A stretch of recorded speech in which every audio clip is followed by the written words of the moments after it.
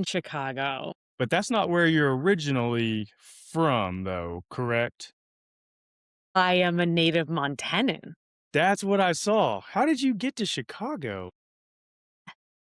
It's going to make me sound a little bit crazy, but I built an Excel document where I put all of the cities I thought I would want to live in on one axis, and they had to be over 250,000 and like not the places where everybody else was going. So I didn't put like Seattle, Portland, Oregon sort of places on there, and a few international spots.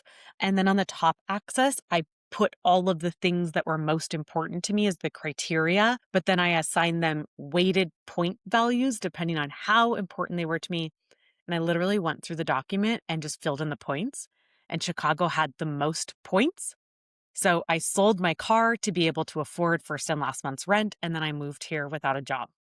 Wow, I love that. Yeah, I love that.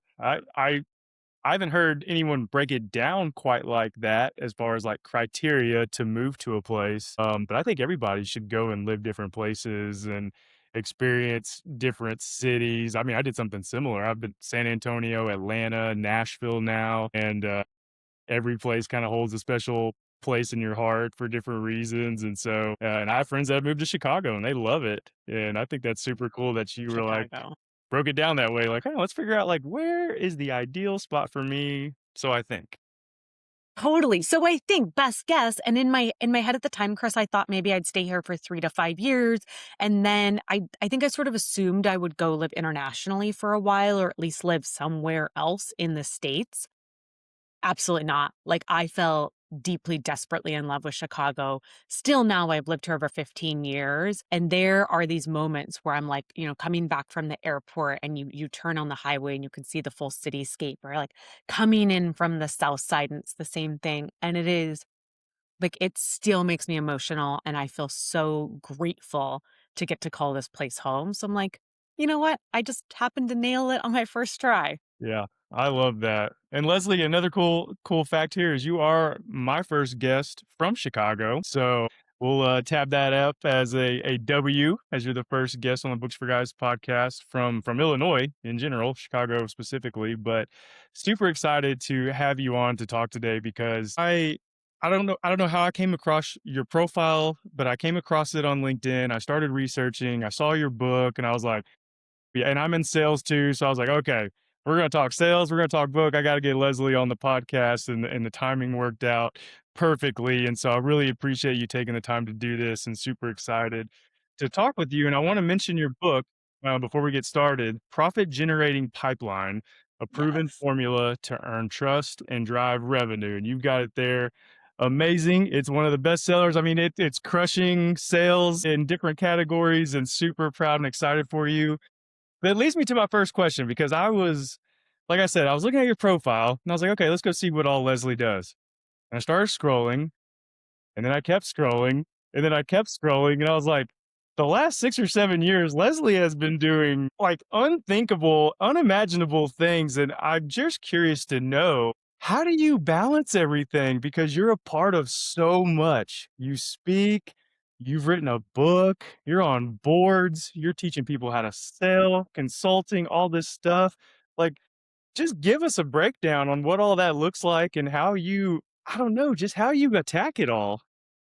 Yes, I am busy. I was actually in studio all week this week recording my audiobook. But So that was really fun. I'm super excited to be able to share that with people. Frankly, I procrastinated way too long on it because I have been so busy, but I knew I wanted to make sure that I had the audio bit published to align with already the 1 year anniversary of my hardcover book debuting as a bestseller. I know it's crazy. Time flies, Chris. I have been really busy, and I think a couple of things have happened for me during my entire career. As I reflect on it, like I was always working 60 to 80, maybe like 100-hour weeks. And so I think I kind of set a pace or a tempo for myself where I was working very, very long hours. I'm not going to say I regret it because I mean, I pretty much got like 25 years of work experience done in 15 years. And that's very much set me up to be able to transfer to entrepreneurship successfully. But It was exhausting. I did burn out more than once, and I think it put me in a mental state where kind of this like frenetic pace was the norm. So I would say that while I have been especially busy over the last 6 to 7 years, leaving corporate but still doing my like side business while I was in corporate, but then bootstrapping my own business that I run now, one of the things I've been so careful about is how I protect my time with really like freedom of time and freedom of movement as my number one metric for how I am building my life and building my business.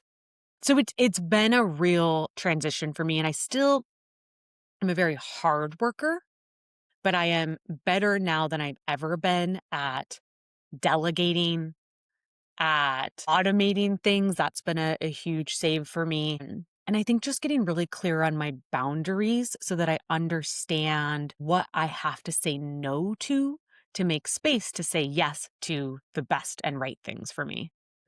I love that. I love that. And it kind of leads me to another, as you're talking about that, I'm curious to know, like, where did the drive come from and the motivation? Because I'm thinking of specifically like sales, like especially early on, like it's just part of the lifestyle, the job. It no matter how much you phrase balance, like you've got to hustle, you got to have grit, you got to want it, you got to put in the time, you got to build the relationships, you got to learn the skills. Why do you think that was your path? Why was sales something that you, number one, how did you get into it? Number two, where did you find that enjoyment of it to be so successful at it? And how did that progress? Yeah, sales was definitely not my path. I thought sales was gross. I was saying right before we went live that I moved to Chicago without a job because I had built this Excel matrix and Chicago had the most points, and I thought, well, let's give the big city a try. So I moved from my hometown in Montana, or my college town at that time, but like a town of 60,000 to this city of 6 million without a job. I needed a job, and I was applying for like jobs, management jobs, stuff in nonprofits, kind of laboring under this delusion that I would use my college degrees. And they were all paying like 25 to 30K a year.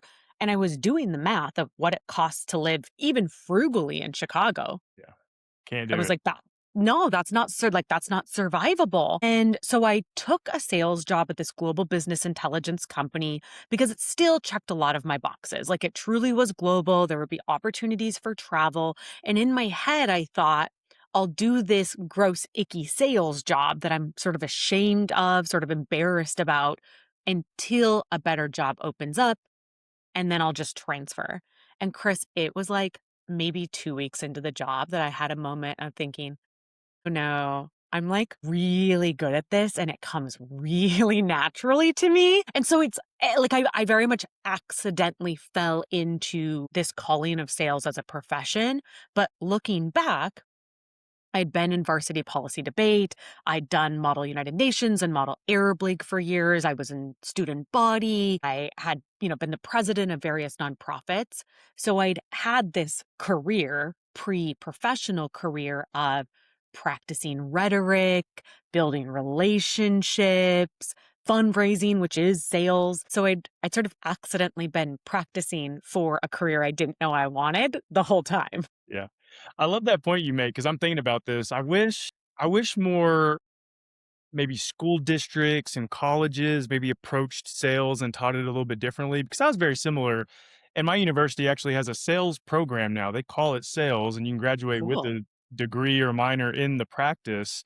But similar to you, I was like, I love talking to people. I love deals. I love making money. If I can like help people create solutions, make a good living, and talk to people all the time, that sounds great. But like, what is that? And then it was like, oh, sales, and every industry has it. You can go down so many paths to being in it. But I think that's interesting of your story of like, you're good at all these things. You don't really know it's sales, but then you're Yeah. like, yeah, it's sales and I'm good at it. And then you crushed it. It's so true. And even like I really think a lot of the media that we grew up with did a huge disservice to our conception of sales. And you think about all these movies like Glenn Glary, Glenn Ross, or like Wall Street.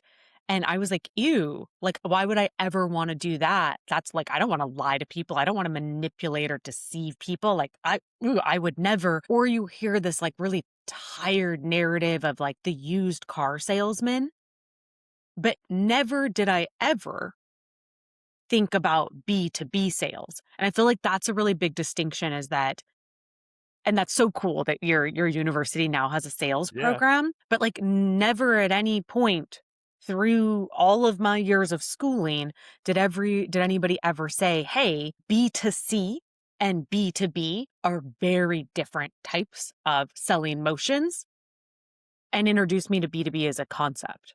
Yeah. I feel like you had to go through like a marketing program to kind of get introduced to that, but But you're I right. did. I got a degree in Yeah. marketing. Same. Right? And even then, like everything was very consumer focused. Yeah. Yeah. No, it's interesting. I love thinking about that. But no, Leslie, your book, Profit Generating Pipeline. I'm curious to know. So obviously, crushed it in sales. You're doing amazing things. Then all of a sudden, you break off and you're again building your own entrepreneur path. I'm curious to know, what did you uncover that led you to say, hey, like, I know there's all these other sales books out there, but what I'm discovering and what I'm wanting to write about is different. And what was and what is different about your book, and what did you discover that really pushed you over the edge to say, like, I need to put this out there because no one else is really phrasing it this way or pushing the message the way I want to do it? Yeah. Yeah, a couple of things. I guess I've always wanted to write a book, but in my head, I thought it might be like a fiction book or a cookbook or something. I'd never imagined that I would write a nonfiction book.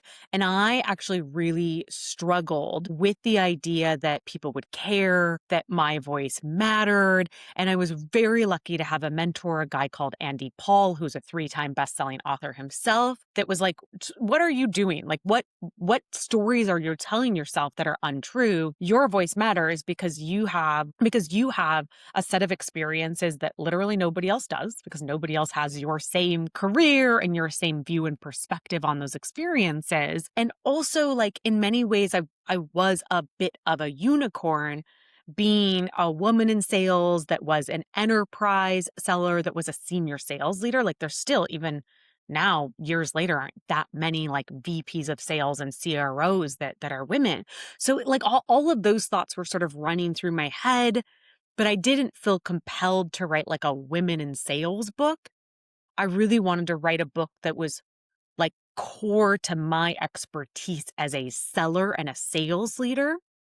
And so that led me to start toying with the concept of, what if I put the things that I'm teaching my clients into this book? And I had been over years developing the 9-step proven formula, which is like the bulk, the core of the book. And I kind of just hit an inflection point where I was getting a lot of inbound from people that couldn't afford me, while I was simultaneously seeing how big of an impact sharing free knowledge on LinkedIn and TikTok and YouTube was making. And so it kind of like became a catalyst of years of like thinking and overcoming these like doubts and imposter syndrome, and feeling really called to share my knowledge in a way that was super accessible to the average person at a, $20 or $30 price point.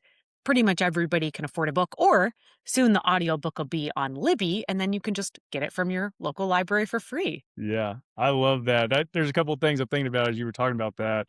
I think I'm lucky because I had some female leaders that I got exposed to, and they were the best sales leaders I've ever had. And they were luckily like national account leaders, VPs, and they were. I always tell people, I'm like, they were.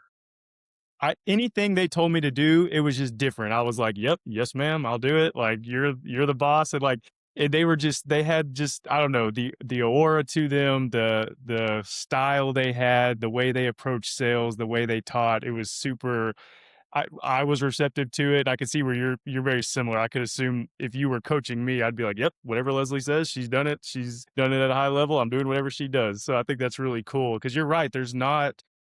I haven't really had a ton of sales leaders that are female since then, but they were the best. I'm like, we need more of them. So I love that you share that too. And no, so your book, and I love that you talk about this too, because I've had a lot of people who are consultants, founders, they've written books, and it's really cool how they talk about that because as a salesperson, you're thinking revenue, money, and you don't think about, you're talking about helping clients, and that's how you get paid. And you're kind of thinking, you can't really help the people who can't afford you. You don't really worry about them, but just how actually rewarding it is to be able to help that many people with your book at a price point, and just probably how much more you got from it than you ever expected. And again, you probably don't, until you're to that level, you don't really understand what that's like. But I think it's cool to point that out that you were like, hey, I can work one on one, but I'm to a level now. Like, how do I help more people? Oh, a book. The people like I can't help 1,000 people one on one, but if they can read my book, then I'm reaching an audience I never would have had the chance to meet with or influence before. And so I don't want you to undersell that because I think that is people who are afraid to write a book. Everyone has their own story, everyone has their own experiences, everyone can learn from it. There's a blueprint you can take from it. And so I think it's extremely important that you sat down to write your book. And it's also very cool to see how amazing it's doing and how receptive it is. Because I mean, it's a bestseller. I mean, people are buying it and digesting it, and I'm sure even you're probably pinching yourself some days, like, "Whoa, how did this happen?" It's very special. It does feel very special, and I have had the gift of being able to travel around the country and even went to London and did some, like, book signings, and watching people walk in with the book, and it's full of, like, highlighting and notes in the columns and, like, the little tabs, and to hear their stories of what it's meant to them, because throughout the book, I also share a lot of my own experiences, especially my experiences as a sales leader, getting things very, very wrong as I was trying to figure out how to get things right. And I don't think I realized, Chris, when I was writing the book, how much that would mean to people because I was very focused on like the dissemination of information of this 9-step proven formula to profit generating pipeline. But part one is 6 chapters where I share a lot of my own leadership journey. And like so many sales leaders, I was just kind of the top performer that got pushed into management and I didn't get coaching or training or a playbook or support. And so I made mistakes and I got things wrong. And being very vulnerable about what I got wrong and then how I figured out a better way and what it meant to me as a leader and to my team, that's resonated with people as much as putting the actual like strategy and the formula into place. Yeah.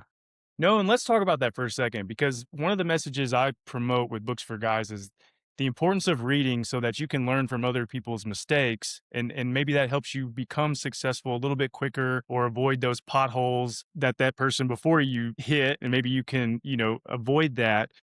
What are some things in your book, just high level, if like 1 or 2 points that somebody like myself, obviously, like, hey, I'm going to read Leslie's book because I want to know how she got to where she got. What can I learn from her that maybe helps me take a step up quicker than if I didn't read your book? What are some of those like foundational things you talk about that helps people be a successful salesperson, especially early on as they're trying to figure it out?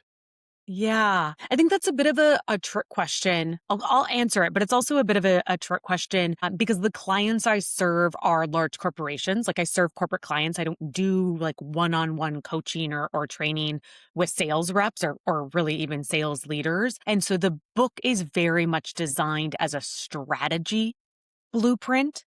And so I would say though that 2 things that people really feed back to me is one, that the book is not like tricks and tactics.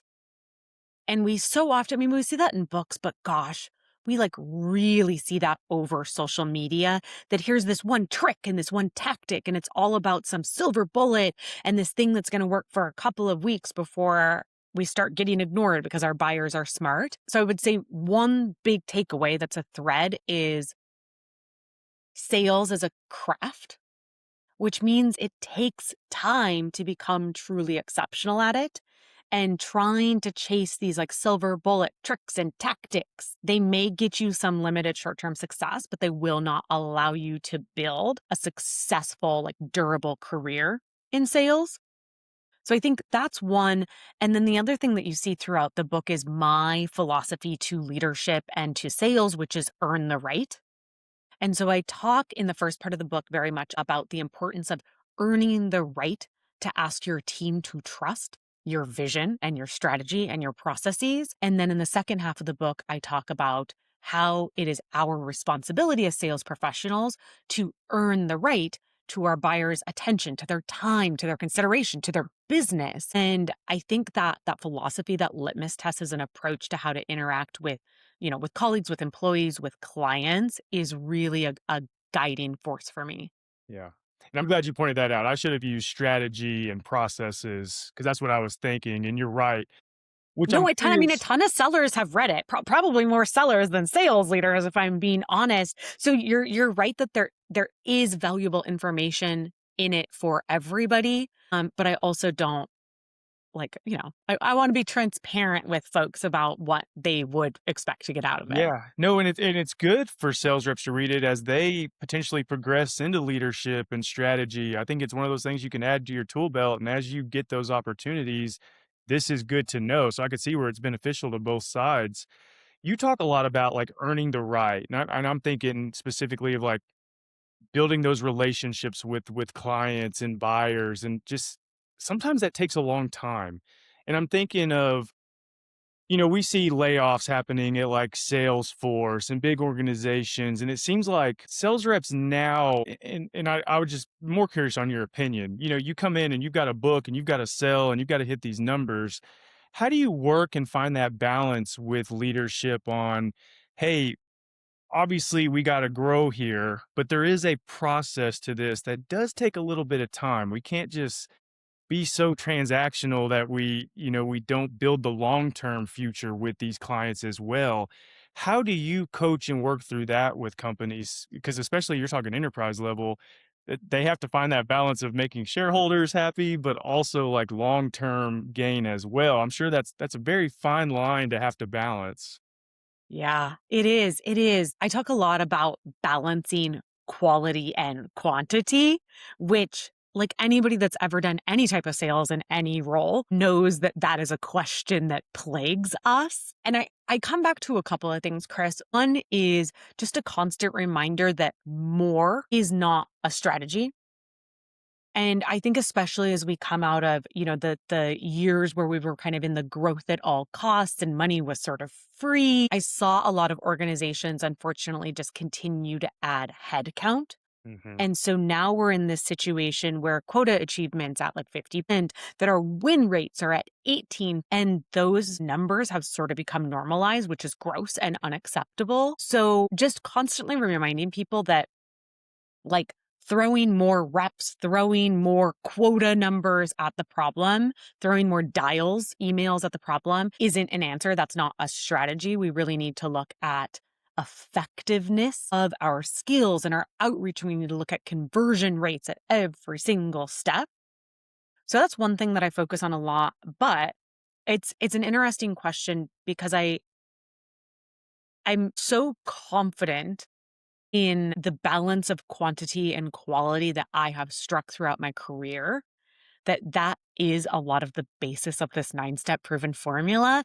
And so when I think of personalization at scale, I feel like that is really the question I'm answering, because I fall into these traps when I was an individual contributor as well, that I'm spending like an hour researching a contact before I start my outreach, only to find out that they're like retired last month or just got a new role, right? We've all fallen into this trap of too much quality.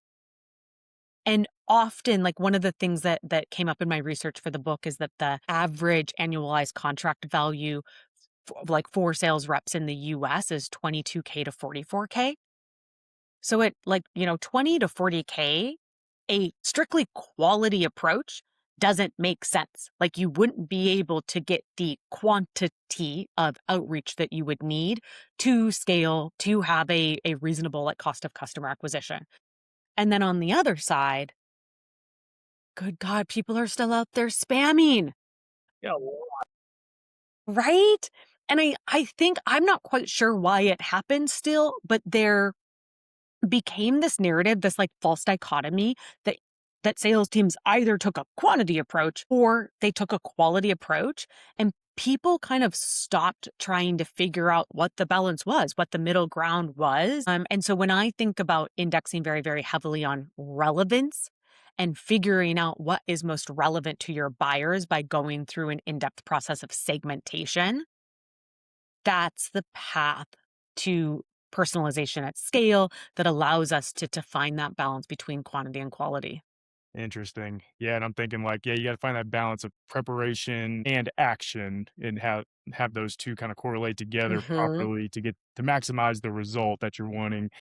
I'm sure, is it tough sometimes going into an organization and basically asking them to kind of pause a little bit to look at what they're doing so that you can say, "Hey, either we're going to go off the rails here if you're continuing down this path and it's not going to end well if we don't stop now and kind of reevaluate where things are so that you can see some of the processes that need to be maybe tweaked a little bit, fixed, just so you can maximize, your team's performance."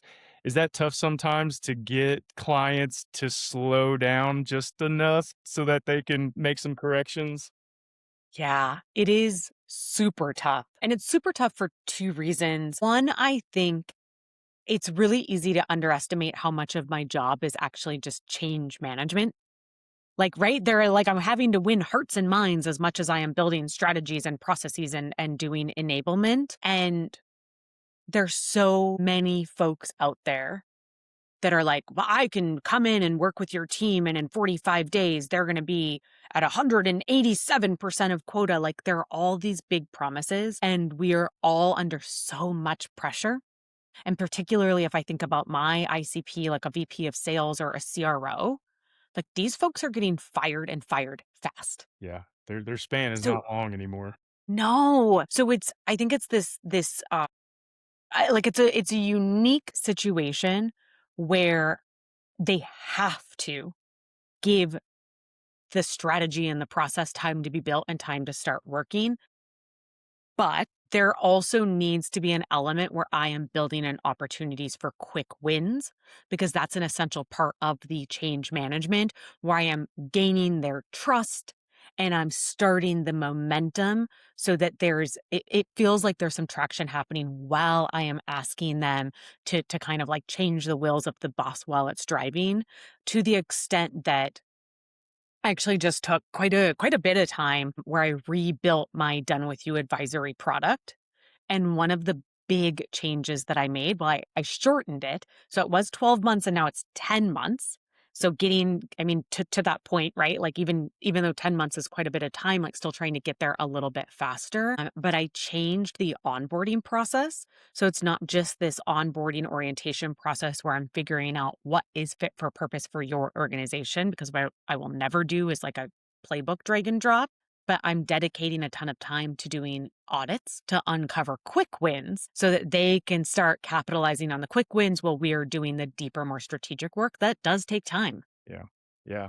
Yeah, there's always more to it than just what the job kind of looks like. I'm sure each client's different too, and they each have their own struggles and positives that are open to. Leslie, just two more quick questions for you. First off, let's say VPs and chief revenue officers, chief sales officers, they're reading your book. If they only take one thing away from it, what do you hope that one nugget of information is that they do take from reading your book? It has to be earn the right. I think if they walk away with that subtle mindset shift, that it is our responsibility as sales professionals to constantly ask, what have I done to earn the right to my prospects' attention when I put this email in their inbox? How have I prepared for this discovery call in a way that allows me to earn the right to their time and their attention? How have I enabled my champion or, diagnosed this deal to earn the right to ask for their revenue, to ask for their social capital being expended, getting a deal done? If a sales leader can take just that mindset shift away and not even any of the strategy, I am still so confident that would make an incredible positive impact in their org. That's great. I hear a lot of personal accountability in that as a leader and others to portray that too. Leslie, final question for you. Ask everyone who comes on the podcast this question. I'm always just curious. I know our listeners and viewers are too. I'm always curious to know, what is a book or two that has meant a lot to you personally or professionally, and what's a book that you love to recommend to others? Ooh, I love books. Like I love books. Yeah, one of your tags on your LinkedIn, read more books, pet more dogs. That definitely caught my attention. I predominantly read fiction. I would say I read like 70% fiction, 30% nonfiction. So if you want fiction recommendations for like lit fic, historical fiction, high fantasy, DM me. I will talk books with you all day. But if we think about nonfiction books, a couple that have made a really tremendous impact on me, my favorite sales book is probably The Challenger Customer. Most folks are only familiar with Challenger Sale, which is fine. But Challenger Customer is a truly incredible book because it is like a very clear representation of what buyer centricity looks like. I love that one. There's another guy from Chicago called Todd Capone, and he just released his third book. All of his books are good. I love everything he puts out, but his first book called Transparency Sale. That was like a really fundamental book in helping me like synthesize or crystallize some of my own thinking, things I knew, but I didn't quite have the words from them. So that I recommend all the time. But more broadly, I have actually found that non-sales books have impacted my success as a seller just as much as sales books. Like the sales books are great for the specific techniques, which is really important, right? But sales is a look at buyer psychology, at behavioral science. So if I think of some of my like favorite books, they are like behavioral psychology books. Yeah.